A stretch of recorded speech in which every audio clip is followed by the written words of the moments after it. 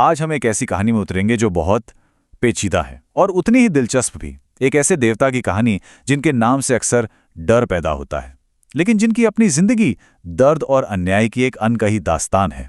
जरा सोचिए, क्या हो अगर ब्रह्मांड का सबसे बड़ा न्यायाधीश खुद ही अन्याय का सबसे बड़ा शिकार रहा हो। चलिए शनिदेव के बारे में इसी सवाल से शुरू करते हैं और उस डर को चुनौती देते हैं जो आम तौर पर उनके नाम से जुड़ा हुआ है। तो ये कहानी है एक बेटे की, एक योद्धा की और फिर एक न्यायाधीश की। एक ऐसी दुखद कहानी जो शनिदेव से जुड़े डर को शायद सम्मान में बदल देगी। तो कहानी की शुरुआत किसी देवता से नहीं होती, नहीं, ये शुरू होती है एक शादी से। एक ऐसी शादी से जिसमें एक बहुत गहरा दर्दनाक राज छिपा था। तो हुआ ये कि सूर्यदेव की पत्नी संज्ञा उनकी गर्मी बर्दाश्त नहीं कर पाईं। उन्होंने अपनी जगह अपनी एक परछाई यानी छाया को छोड़ दिया और खुद तपस्या करने चली गईं। और जब छाया भगवान शिव की कठोर तपस्या में लीन थीं, तब शनि गर्भ में आए। मतलब उनका जन्म ही धोखे और तपस्या की छाया में हुआ था।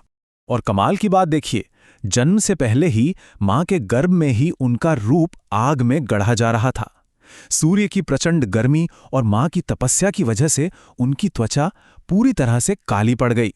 तो जब वो पैदा हुए तो वो कोई जश्न का मौका नहीं था, बिल्कुल नहीं, बल्कि ये तो बस उन अनगिनत अन्यायों की शुरुआत थी जिनका सामना उन्हें आगे चलकर करना था। और यहीं पर जन्म के पहले ही पल में पिता और पुत्र मतलब प्रकाश और अंधकार के बीच पहला टकराव होता है। सूर्यदेव जो खुद रोशनी के प्रतीक थे, अपने काले पुत्र को देखकर गुस्से और नफरत से भर गए। सिर्फ ये शब्द, ये मेरा पुत्र नहीं हो सकता, और इन शब्दों के साथ एक नवजात बच्चे को उसी के पिता ने जन्म के वक्त ही ठुकरा दिया।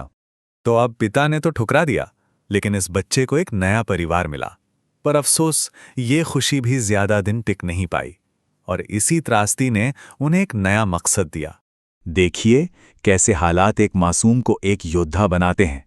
पहले उन्हें काकलोक यानी कौवों ने अपनाया, प्यार दिया। फिर इंद्र ने उनकी शक्ति के डर से उन बेकसूर कौवों का नरसंहार कर दिया। और अपने परिवार को मरता देख शनि का दुख गुस्से और बदले की आग में बदल गया। वो पल था जब एक शांत बच्चे की मौत हुई और एक दंडनायक का जन्म हुआ। और बस गुस्से से भरे शनि ने स्वर्ग पर चढ़ाई कर दी। अपनी शक्तिशाली नजर से देवताओं को हराया, यहां तक कि अपने पिता सूर्यदेव को भी ग्रहण लगा दिया।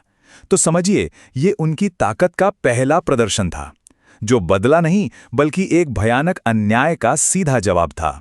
और तब भगवान शिव सामने आए, लेकिन शनि को सजा देने के लिए नहीं, बल्कि देवताओं को ये समझाने के लिए कि ये विनाश शनि ने नहीं, उनके अपने घमंड और अन्याय ने किया है।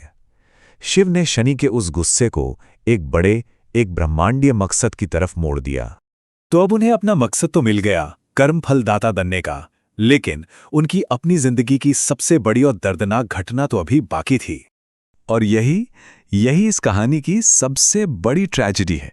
सोचिए, जो सबके कर्मों का हिसाब करता था, वो खुद एक श्राप का शिकार हो गया।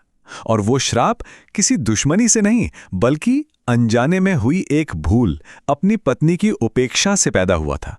तो दुनिया को अपनी ही श्रापित नजर से बचाने के लिए शनि को हमेशा के लिए अपनी आंखें झुकानी पड़ी। तो उनकी जो झुकी हुई नजर है ना, वो घमंड नहीं है, वो एक बहुत बड़ा बलिदान है। तो सवाल उठता है कि ये न्यायाधीश जिसने इतना बड़ा बलिदान दिया, वो न्याय कैसे करता था। चलिए देखते हैं कि कैसे उन्होंने बिना किसी भेदभाव के एक राजा और एक अत्याचारी दोनों को उनके कर्मों का फल दिया। ये बिल्कुल साफ दिखाता है कि शनि का न्याय कितना निष्पक्ष था। उनके लिए पद, रुतबा ये सब मायने नहीं रखता था, बस कर्म और चरित्र। राजा हरिश्चंद्र विनम्र थे, उन्होंने परीक्षा पास की, अमर हो गए। रावण अहंकारी था, उसे सजा मिली और वही उसके पतन का कारण बना। और यहीं पर कहानी एक और दिलचस्प मोड़ लेती है।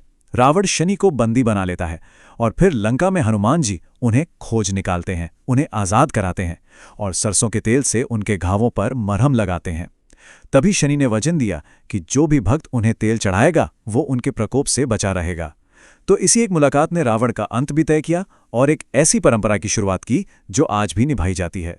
तो इस पूरी कहानी के बाद सवाल ये है कि शनिदेव और उनके प्रभाव को आखिर किस नज़र से देखा जाना चाहिए।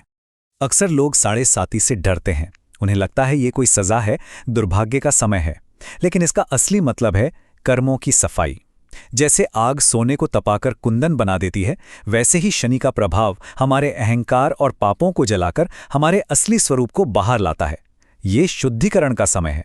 असल में वो ब्रह्मांड के एक ऐसे दुखद नायक हैं जिन्होंने खुद अंधेरा चुना ताकि बाकी सब रोशनी में जी सकें।